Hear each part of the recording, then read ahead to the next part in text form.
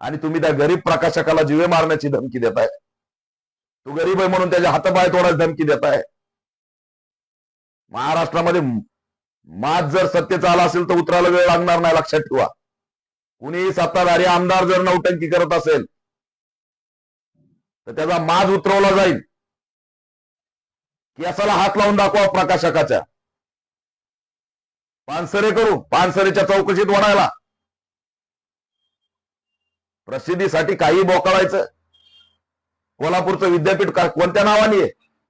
सत्ता झाली तुमची 15 वर्ष सत्तेत आहेत. बदला ना नाव. अरे एकदा तरी विधान भवनात उठून बोलले का की कोल्हापूरच्या विद्यापीठाचं नाव शिवाजी विद्यापीठ आहे, ते छत्रपती शिवाजी महाराज विद्यापीठ करा, असा प्रश्न तरी विचारलाय का? कमानीला गडाचे नाव दिल्याने महाराजांचा मावळा होत नसतो.